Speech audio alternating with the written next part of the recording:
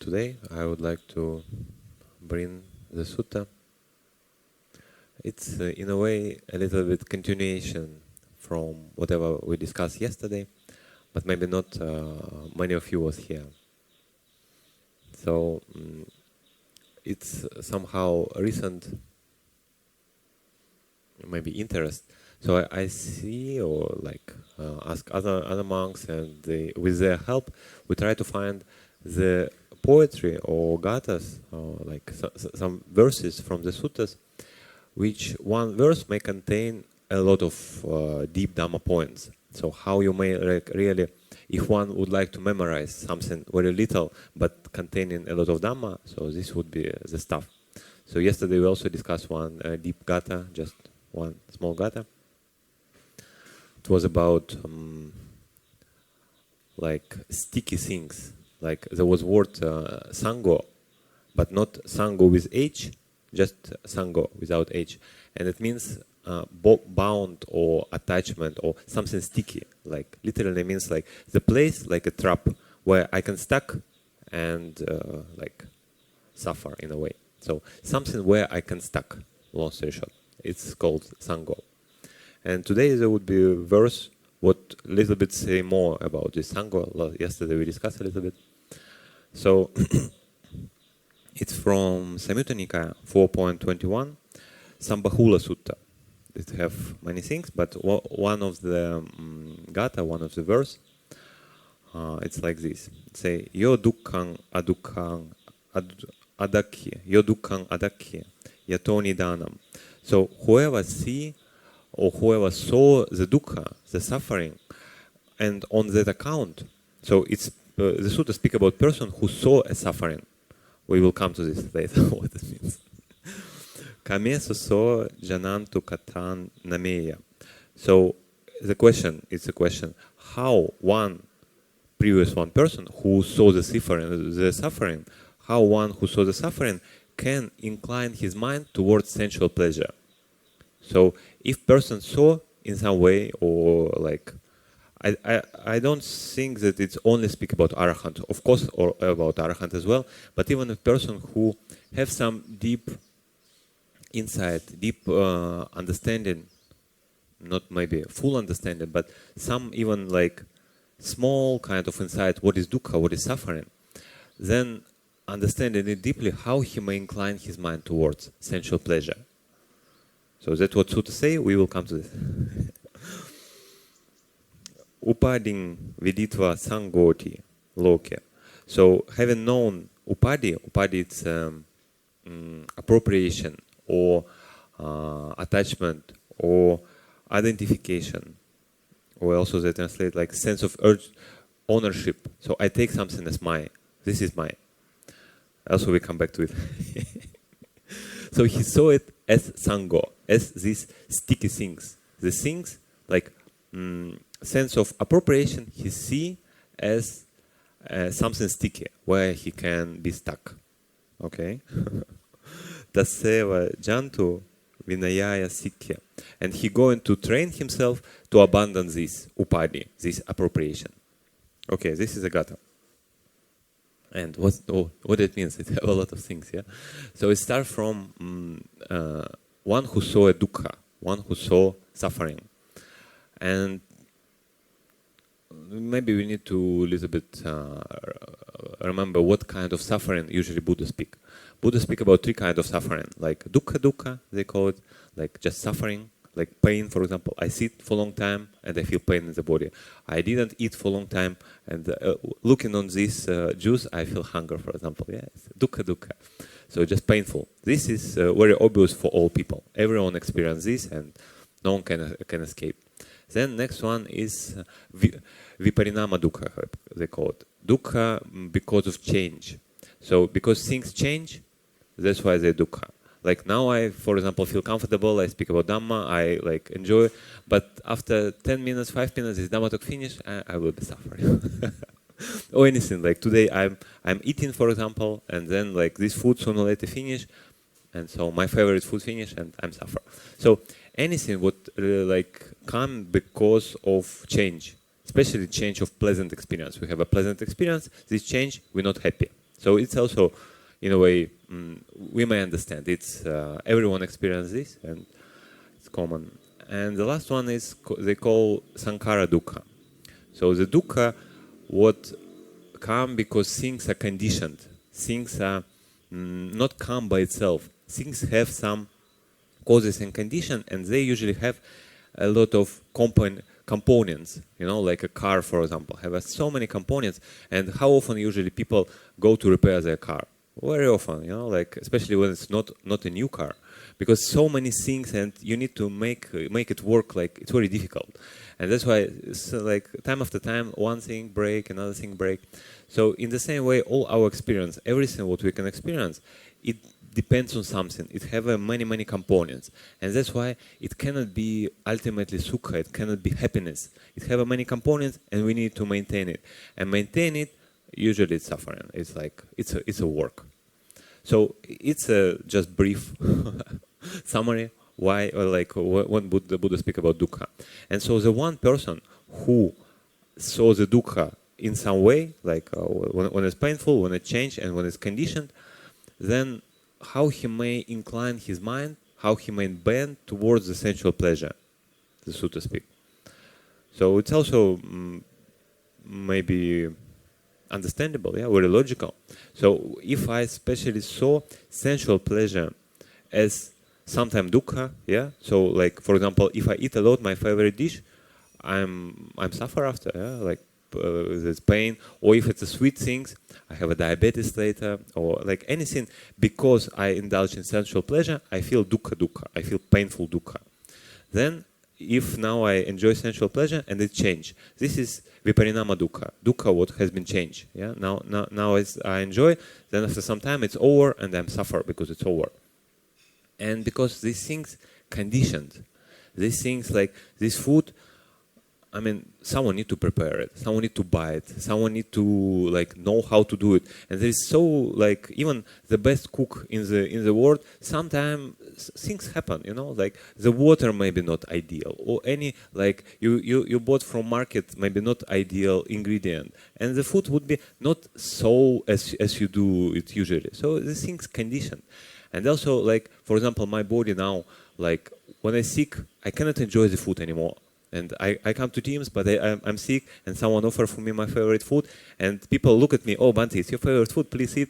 But I'm sick, I cannot enjoy it. So like many conditions involved in this process of enjoying sensual pleasure. And that's why it's dukkha. It cannot satisfy you completely. It cannot give you ultimate happiness always the same. So to see sensual pleasure again and again in this way, we may naturally at least not inclined towards them. We cannot avoid food. We cannot avoid some things like what we use daily, but we can see it again and again as something what cannot bring satisfaction. We can little bit detach from this, little bit disenchant, they call it. Like okay, it's good to have a good food, any other sensual pleasure, but even without, like it's more neutral. Like why, for example, in monastic life, usually morning is like a little bit active time. We come together, we have maybe some classes, we have a food together, and morning, except early morning, like this kind of morning time up to lunch, usually it's not good time for meditation really, because you eat and you like have some social things. Usually meditation start afternoon and evening time. So, and of course, person who like meditation, who do it regularly, like he like more afternoon because his meditation is better that time. So, and because of this, person may a little bit more detached to sensual pleasure. He may feel, okay, like, yeah, it's nice, I enjoy now this food, but if I really overeat, I cannot meditate later. So that pleasure from meditation uncomparable from pleasure from sensual like sphere. That's why you kind of try to, okay, now I can let go, eat less, or eat like more simple food, then my meditation would be better, so actually I like it more. So that's Buddha encouraged us to kind of detach from sensual pleasure to find something different, something more refined, something more interesting, something more like what may, in a way, sustain us. Like people who maybe some little bit gross example, people who have a drug addiction, they like strong drug addiction, and one of the way doctors gave them a little bit different kind of drugs, more allowable, more not so harmful for the body, but still kind of drugs. So, and in this way, they from very strong attachment, they come to less and less and less, and like it's kind of gradual process. So more refined pleasure we need to give to our mind. So in a way, like we are addicted to sensual pleasure, yeah? We need to change our addiction to more refined, more subtle pleasure. And this is progression, more come to equanimity, more like equal level. So the sutta say, who see dukkha or who saw dukkha, he can not incline to sensual pleasure. Already quite good, yeah? Just like small takeaway from this part, from first part of the sutta, we may try in our practice to see how, why sensual pleasure is dukkha. Like whenever like we eat or do anything, find, okay, there is a sensual pleasure, I do it, and why the Buddha calls it dukkha? Is it true that Buddha calls unsatisfactory and suffering? Or like, maybe in my experience it's different, maybe I'm a special. So try to verify this verse in your experience. And the second part was to see upadhi as a saṅga. So upadhi is upadha, so take something, take near. I place something near. So there is a upadana, maybe you heard upadana khanda, and upadhi. These words are a little bit different they come from different roots, but they mean almost the same, kind of appropriation, taken as my, taken near to me, like, okay, this thing's near to me, it's my things, like it's offered for me, like all this my. So this is more easy for us to understand, because when Buddha speak about non-self, what is non-self? Not I, what it means, like it's very difficult. But things not belong to me, it's a little bit more understandable. So I cannot have really sense of ownership of these things. And especially speak about, obviously things belonging to me, like it's not ultimately mine. Yeah, like just a few minutes ago, it was not offered to me. Now, yes, but now after I drink it, like where it's mine, when I go to toilet, it's obvious that it's not entirely mine. It's just I use it somehow. But 5 khandhas, 5 aggregates, they call, and attachment to this is more subtle and more difficult to overcome. Like, for example, body. I take it as my body. Okay, obviously I'm not a body. This, I think, like most of the people don't think that I'm not a body. I'm something else. Yeah? But this body is mine, because I can move it. I feel pain from this body and all these things. It's my body. And I like this body to be beautiful, healthy, young, like all these kind of things, because it's my body. So, but Buddha say, upadhi, appropriation, it's a saṅga. It's things where you can stuck. Why? Because things may change, and things will change. Body will change. Like after some time, become old. After some time, I become sick. And if I take it as something belongs to me, I want to control it. But there is no ultimate control of it. There is no, I cannot really make things work how I like. I can cause a condition, I can adapt a little bit, but anyway, like before we discuss, cook some very good things. You cannot control everything. Same way about your body. How many things inside your body you control? How many things inside your body okay, let me digest things a little bit faster. So there's no way, or maybe someone can, but normal people cannot do. So then next one is the feelings. Like we experience some feelings, pleasant, unpleasant, neutral. And also we can appropriate it as my, like I feel pain, I feel pleasure, I feel this, I feel that, and it's mine. But again, like reflecting on this deeply, how we can control it. Like if something, like I put my hand into fire and I will feel pain, and I cannot change it. Only I can not put my hand to fire. This I can. But the fact that this fire is burning my body and give me painful sensation, unavoidable. I cannot change. So I'm not really master of feelings. Yeah?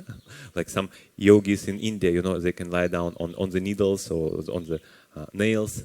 So someone can, yeah. But even they, I think, in some way experience feelings, and they cannot control it ultimately. So next one is perception. Yeah, perception is more ideas, any kind of. I see tree, I see Syrian, I see Buddha statue, or even more subtle, like I'm a good monk. Yeah, like people in teams are generals. So all these ideas or concept or beliefs, this is sanya, this is kind of perception. And also I may say, okay, it's my understanding, I think that I'm a good monk, you know. But this idea, good monk, like, where is this? Where we can find it? You know, please show me this idea. So it's combination of many factors, and people call it good monk, or people call it generous person. So this combination, it's not belong to me. It's kind of general assumption. Even this general assumption change country to country. You know, like in one country, people perceive that if I support my family, I'm generous. But in another country, it says, if you support someone else except your family, that you call you generous. So even this definition can be different. Someone perceives that one is a good monk who use money, you know. Someone thinks that it's obviously not a good monk. So it depends on many conditions, and I cannot appropriate it as mine or something like this. Then next one is saṅkhara, they call it, like intention or volitional formation. So any will or any desire to do something, or on more subtle level, any kind of formation would cause you to do some action in body, speech, or mind. So just even mind movement before thinking, like you want to form thoughts. So this kind of subtle impulse, it's also what could call volitional activities. So these things also, it seems like I want this. I want now go to KL, for example. I want this or that. But actually, this thing is conditioned. Like, I won't go to KL because I want to get passport. So, and because I want to stay long in Malaysia, and because blah, blah, blah, blah, blah. I'm not from Malaysia. And, you know, all this kind of condition. But ultimately, I don't want to go to KL. You know? I would like to stay here. So these things, like, conditioned, and I don't have full control. I have to do something because of some condition. And the last one is consciousness. It's just experience of seeing, hearing, smelling, tasting. So this experience, I can see, I can hear. So this also, like, I cannot control it, and I cannot take it as a mine, because it's changing. Like, even, okay, I close my eyes, there is no seeing, but can I close my bodily sensations? There's no way. Only like to get a car crash, for example, an accident may happen. People, like, it kind of disability when people cannot feel their body. But normal person, like, it's unavoidable. But sometimes I would wish, you know, when you feel pain in the body, I would like not to feel it. So sometimes something go against my wish. So the sutta say to us that any appropriation, it's things where we can stuck. So anything, any appropriation in our mind and body, take it as a mind, because things change, because things condition. There I can stuck, there I can suffer. So it's a second takeaway from this sutta. Try to see in our experience how I take things as mine, and why it's stacking. Why Buddha calls something where I can stuck, like bondage. And see for your experience. And why we're going to do it? To be ultimately happy, free from suffering. Because if we're not stuck here, if you're not incline our mind towards sensual pleasure, we're free from suffering. Our life is like more equal, more happy, more refined. We not depend on external things. We not depend even on internal things. Not depend on mind and body. We're kind of happy in general. So wish you all be happy and be free from suffering.